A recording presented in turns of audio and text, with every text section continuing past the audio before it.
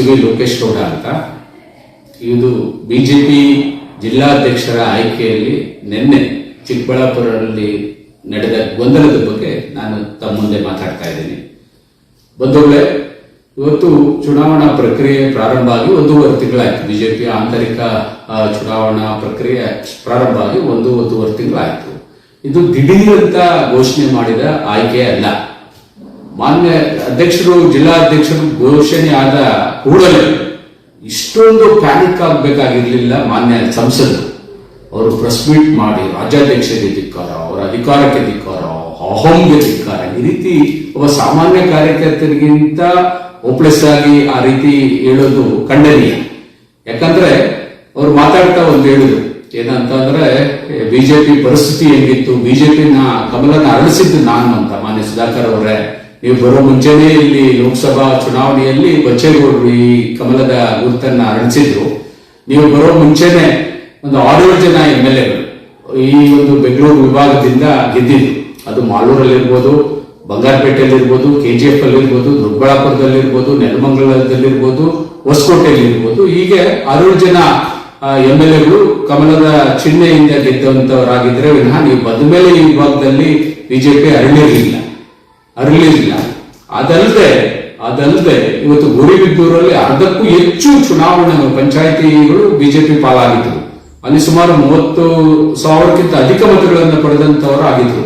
ಇನ್ನು ನೀವು ಬಂದ ಮೇಲೆ ಇವತ್ತು ಚುನಾವಣೆ ನಡೆದು ಚುನಾವಣೆ ಆಯ್ತು, ವಿಧಾನಸಭಾ ಚುನಾವಣೆ ಆಯ್ತು. ಆ ಚುನಾವಣೆಯಲ್ಲಿ ತಾವೆಲ್ಲ ಏನ್ ಮಾಡಿದ್ರೆ, ಅಧಿಕಾರದ ತುದಿಯಲ್ಲಿ ಇದ್ದರೆ ತಾವು ನಿಮ್ಮದೇ ಇವಾದ ಹಿಟ್ಲರ್ ರಿಪಬ್ಲಿಕ್ ಆಫ್ ಚಿಕ್ಕಬಳ್ಳಾಪುರ ತರ ನೀವು ನಡೆಸಿದ್ರಿ ಪಾರ್ಟಿನ. ಆವತ್ತು ನೀವು ಏನ್ ಮಾಡಿದ್ರಿ? ಇವತ್ತು ಗೌರಿಬಿದನೂರಲ್ಲಿ ಒಬ್ಬ ಸದಸ್ಯ ಅಲ್ದವ್ರನ್ನ ಟೌನ್ ಪ್ಲಾನಿಂಗ್ ಅಧ್ಯಕ್ಷ ಮಾಡಿದ್ರಿ. ಅಲ್ಲೇ ಕಾರ್ಯಕರ್ತರಿಗೆ ಅದು ಮೋಸ ಅಲ್ವಾ? ಇವತ್ತು ಬಾಗೇಪಲ್ಲಿಯಲ್ಲಿ ಮುನ್ರಾಜ್ ಅವರು ಬ್ಯೂಟಿಫುಲ್ ಆಗಿ ಸಂಘಟನೆ ಮಾಡ್ತಾ ಇದ್ರು. ನಾವು ಈ ಜಿಲ್ಲೆಯ ಎಲ್ಲ ಸ್ಥಳಗಳಲ್ಲಿ ಕೆಲಸ ಮಾಡಿದ್ವಿ. ಅಲ್ಲಿನ ಉಸ್ತುವಾರಿಯಾಗಿ ನಾನು ಬಾಗೇಪಲ್ಲಿ ಉಸ್ತುವಾರಿಯಾಗಿ ಕೆಲಸ ಮಾಡಿದೆ. ಅಲ್ಲಿನ ಶಕ್ತಿ ಬಹಳ ಕಡಿಮೆ ಇತ್ತು. ಅಂಥದ್ರಲ್ಲಿ ಮುನ್ರಾಜ್ ಅವರು ಪಕ್ಷದ ಶಕ್ತಿಯನ್ನ, ತನ್ನ ಶಕ್ತಿಯನ್ನು ಉಪಯೋಗಿಸ್ಕೊಂಡು ಅಲ್ಲಿ 60,000ಕ್ಕೂ ಹೆಚ್ಚು ಮತಗಳನ್ನು ತೆಗೆದರು. ಅಲ್ಲಿ ಒಬ್ಬರನ್ನ ಇನ್ನೊಬ್ಬರು ಕರ್ಕೊಂಡ್ ಬಿಟ್ರಿ. ಮತ್ತೆ ಇದರಲ್ಲಿ ಚಿಂತಾಮಣಿಯಲ್ಲಿ ನಮ್ಮ ಗೋಪಿಯವರು ಅವ್ರಿಗೆ ಏನ್ ಸಹಕಾರ ಇತ್ತು ಅಂತ ಅವರೇ ಹೇಳಿದ್ದಾರೆ. ಹಲವಾರು ಬಾರಿ ಅವರೇ ಹೇಳಿದ್ದಾರೆ, ತಮಗೂ ಗೊತ್ತಿದೆ. ಮತ್ತೆ ಶಿಡ್ಲಘಟ್ಟದಲ್ಲಿ ಪರಾಜಿತ ಒಬ್ರು XMLA ನಮ್ಮ ಪಾರ್ಟಿಗೆ ಬಂದಿದ್ರು. ಅವ್ರು ಕೊಟ್ಟಿದ್ರು ಇನ್ನೂ ಹೆಚ್ಚು ಜಾಸ್ತಿ ಮತ ಬರ್ತಾ ಇತ್ತು, ಇಲ್ಲ ಗೆಲ್ತಾ ಇದ್ರೇನೋ. ಅಲ್ಲಿ ಆ ರೀತಿ ಆಯ್ತು. ಪಿಳ್ಮುನ್ ಶಾಮಿಗೆ ತಾವು ಏನ್ ಮಾಡಿದ್ರಿ ಅಂತ ದೇವನಹಳ್ಳಿಯಲ್ಲಿ ಮಾತಾಡ್ತಾರೆ. ನೆಲಮಂಗಲದಲ್ಲಿ ನಾಗರಾಜಕ್ಕೆ ಕೊಡದೆ ನೀವು ಸಪ್ತಗಿರಿಗೆ ಕೊಟ್ಟು ಅಲ್ಲಿ ಏನಾಯ್ತು ಅಂತ ಮಾತಾಡ್ತಾರೆ ಜನ. ಈ ರೀತಿ ನೀವು ಬಂದ ಮೇಲೆ ಸಂಖ್ಯೆ ಕಡಿಮೆ ಆಯ್ತು ವಿನಃ ನೀವು ಯಾವುದೇ ಒಂದು ಸಂಘಟನಾತ್ಮಕವಾಗಿ ಬಿಜೆಪಿಯಲ್ಲಿ ಇನ್ವಾಲ್ವ್ ಆಗಿಲ್ಲ. ಯಾಕಂದ್ರೆ ನಾನು ಉಸ್ತುವಾರಿ ಆಗಿದೆ, ರೈತ ಮೋರ್ಚಾದ ಜಿಲ್ಲಾ ಉಸ್ತುವಾರಿ ಆಗಿದೆ. ಒಬ್ಬ ಜಿಲ್ಲಾಧ್ಯಕ್ಷರನ್ನ ಒಂದು ಸೆಲೆಕ್ಟ್ ಮಾಡಬೇಕು, ಅವ್ರ ಹೆಸರು ಹೇಳಿ ಅಂತ 26 ಸಾರಿ ಬಂದ್ರು, ನೀವು ರೆಸ್ಪಾನ್ಸ್ ಮಾಡಿಲ್ಲ. ಕೊನೆಗೆ ನಾನು ಹೇಳ್ಬಿಟ್ಟು ಬಂದೆ ನಿಮ್ಮ PAಗೆ, ಮಂಜು ಅಂತಿದ್ದ. ಅದನ್ನ ಹೇಳಿದೆ, ನೋಡ್ರಿ ನಾನು 45 ನಿಮಿಷ ಆಯ್ತು ಬಂದು, 45 ನಿಮಿಷದಿಂದ ನಿಮ್ಮವರು ಅಪಾಯಿಂಟ್ಮೆಂಟ್ ಸಿಗ್ಲಿಲ್ಲ. ಸೊ ಆ ಹಿನ್ನೆಲೆಯಲ್ಲಿ ಅವ್ರಿಗೆ ಹೇಳಿ ನಾಳೆ ನಾಡೊಳಗಡೆ ನಾನು ಅನೌನ್ಸ್ ಮಾಡಬೇಕು, ಕೊಟ್ರೆ ಇದು ಮಾಡಿ ಬೇರೆಯವರ ಅಭಿಪ್ರಾಯ ತಗೊಂಡು ನಾನು ಅನೌನ್ಸ್ ಮಾಡ್ತೀನಿ ಅಂತಂದ್ರೆ ಮತ್ತೆ ಹೇಳಿದ್ರು, ಅನೌನ್ಸ್ ಆಯ್ತು, ಅದು ಬೇರೆ ವಿಷಯ.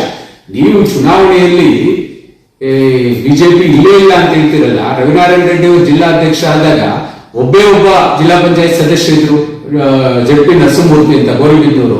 ಜಿಲ್ಲಾ ಪಂಚಾಯತ್ ಅಧ್ಯಕ್ಷರನ್ನಾಗಿ ಮಾಡಿದ ಕೀರ್ತಿ ಯಾವ್ದಾದ್ರು ಇಡೀ ರಾಜ್ಯದಲ್ಲಿ ಇದ್ರೆ ಅದು ಬಿಜೆಪಿಗೆ ಸೇರ್ತಿದೆ. ಅದೇ ರೀತಿ ಡೈರಿ ರಮೇಶ್ ಅವರು ಗೌರಿಬಿದನೂರು, ಅಲ್ಲಿ ಯಾರು ಗೆದ್ದೇ ಇರಲಿಲ್ಲ. ನಮ್ಮಲ್ಲಿ ಮಿಲ್ಕ್ ಯೂನಿಯನ್ ನಲ್ಲಿ ಯಾರು ಇರ್ಲೇ ಇಲ್ಲ, ಸದಸ್ಯರೇ ಇರಲಿಲ್ಲ. ಅಂತಹ ದಿನಗಳಲ್ಲಿ ಅವರನ್ನ ಕೋಲಾರ ಮಿಲ್ಕ್ ಯೂನಿಯನ್ ನ ಅಧ್ಯಕ್ಷರನ್ನಾಗಿ ಮಾಡಿದ್ರು, ಇದು ಸಾಧನೆ ಅಲ್ವಾ?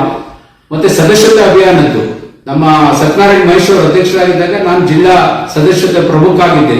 ಪ್ರಪ್ರಥಮವಾಗಿ ಇಡೀ ರಾಜ್ಯದಲ್ಲೇ 1.5 ಲಕ್ಷ ಸಂಗ್ರಹ ಮಾಡಿದ್ದು, 108 ಸಭೆ ಮಾಡಿ ಇಡೀ ಜಿಲ್ಲೆಯಾದ್ಯಂತ ಸಭೆ ಮಾಡಿ ಅದರಿಂದ ಕಲೆಕ್ಟ್ ಆದ ಹಣವನ್ನ ಮೊದಲು ಕಚೇರಿಗೆ ಬಿಜೆಪಿಗೆ ಇವತ್ತು ರೆಕಾರ್ಡ್ಸ್ ಅಲ್ಲಿ ಇದೆ, ಹೋಗಿ ನೋಡ್ಬೋದು. 1.5 ಲಕ್ಷ ಅಮೌಂಟ್ ಅನ್ನ ಮೊದಲು ಕಟ್ಟಿದಂತ ಯಾವ್ದಾದ್ರು ಜಿಲ್ಲೆ ಇದೆ? ಚಿಕ್ಕಬಳ್ಳಾಪುರ. 99,997 ಅಂದ್ರೆ 3 ಕಡಿಮೆ ಲಕ್ಷಕ್ಕೆ. ಆ ಕಾಲದಲ್ಲೇ 2007, 2008ರಲ್ಲಿ ಸದಸ್ಯರು ಆಗಿದ್ರು. ರಾಜ್ಯದಲ್ಲಿ 6ನೇ ಸ್ಥಾನದಲ್ಲಿತ್ತು. ಈ ರೀತಿ ನೀವು ಪಕ್ಷದ ಬೆಳವಣಿಗೆ ಬಗ್ಗೆ ಈಗ ತಾವು ಸೋತಾಗ ಏನೇನೋ ಮಾತಾಡ್ತಾ ಇದ್ರಿ ತಾವು. ಯಾಕಂದ್ರೆ ಆ ವಿಡಿಯೋಗಳೆಲ್ಲ ನನ್ನ ಹತ್ರ ಇದಾವೆ. ಆ ವಿಡಿಯೋಗಳನ್ನ ನೋಡಿದ್ರೆ ಇವರು ಸುಧಾಕರ್ಗೆ ಏನಾದ್ರು ಬೇರೆ ರೀತಿ ಯಾಕಪ್ಪ ಇಷ್ಟು ಡಿಪ್ರೆಸ್ ಆಗ್ಬಿಟ್ಟಿದ್ದಾರೆ, is got to depression mode ಅಂತ ಅಂದ್ಬಿಟ್ಟು ನಮ್ಗೆಲ್ಲ ಅನಿಸ್ತಾ ಇತ್ತು. ಅಂತಹ ಸಮಯದಲ್ಲಿ ಬಿಜೆಪಿ ನಿಮಗೆ ಟಿಕೆಟ್ ಕೊಟ್ಟು ಗೆಲ್ಸಿದ್ರು. ಅವತ್ತು ನಾನು ಸ್ವತಂತ್ರ ಅಭ್ಯರ್ಥಿಯಾಗಿ ನಿಂತಿದ್ದೆ. ಅವತ್ತು ಬಿಜೆಪಿ ಅವರ ಹತ್ರ ಹೋದಾಗ, ಏನ್ ಸರ್ ನೀವು ಇಷ್ಟು ವರ್ಷ 24-25 ವರ್ಷ ಕೆಲಸ ಮಾಡಿ ಈಗ ಸ್ಪರ್ಧೆ ನಾವು ಯಾವತ್ತೂ ಕೊಡಲ್ಲ ಸರ್, ಬಿಜೆಪಿಗೆ ಹಾಕೋದು ಅಂತ. ಇವತ್ತು ಪ್ರಾಣ ಕೊಡುವ ಕಾರ್ಯಕರ್ತರು ಪಡೆ ಬಿಜೆಪಿಯಲ್ಲಿ ಇದೆ. ಅಂತವರೆಲ್ಲ ಕೆಲಸ ಮಾಡಿದ್ರಿಂದಾನೆ ನೀವು ಮೇಜರ್ ಆಗಿ, ಅದು ನಿಮ್ಮ ಮತ ಅಲ್ಲ, ಮೋದಿಯವರಿಗೆ ಹಾಕಿದ ಮತ. ಆ ನಿಟ್ಟಿನಲ್ಲಿ ದೆವ್ವದ ಬಾಯಲ್ಲಿ ಭಗವದ್ಗೀತೆ ಅಂತ ಹೇಳ್ಬಿಟ್ಟು ತಾವು ಎಲ್ಲೂ ಈ ರೀತಿ ಹೇಳ್ಬಾರ್ದು. ನಿಮ್ಮ ಒಂದು ಅಂತಸ್ತಿಗೆ ಇದೆಲ್ಲ ಏನಾದ್ರು ಗೌರವ ತರುವಂತದ್ದಲ್ಲ. ಒಬ್ಬ ರಾಜ್ಯಾಧ್ಯಕ್ಷರನ್ನ ಬೀದಿಯಲ್ಲಿ ಮಾತಾಡ್ಬಿಟ್ರೆ ನಿಮ್ ಗೌರವ ಜಾಸ್ತಿ ಆಗ್ತದೆ ಅಂತ ಹೇಳ್ಕೊಂಡಿದ್ದೀರಿ.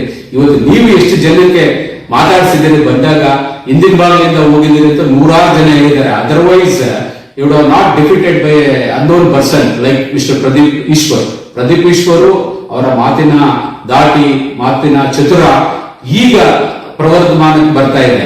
ಅವ್ರು MLA ಆದ್ಮೇಲೆ, MLA ಆಗಿದ ಮುಂಚೆ ಯಾರಿಗೂ ಗೊತ್ತಿರಲಿಲ್ಲ ಆ ವ್ಯಕ್ತಿ.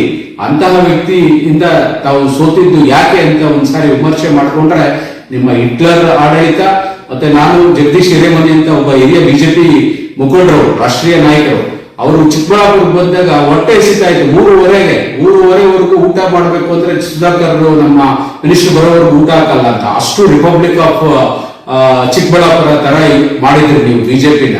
ನಿಮ್ಗೆಲ್ಲ ಅನುಕೂಲನೂ ಇತ್ತು. 2 ಖಾತೆ ಕೊಟ್ಟರು. ಕೋವಿಡ್ ಅಲ್ಲಿ ಏನೆಲ್ಲ ಏನಾಯ್ತು, ಏನ್ ಮಾಡಿದ್ರಿ ಅನ್ನೋದು ಇಡೀ ಪ್ರಪಂಚಕ್ಕೆ ಗೊತ್ತಿದೆ.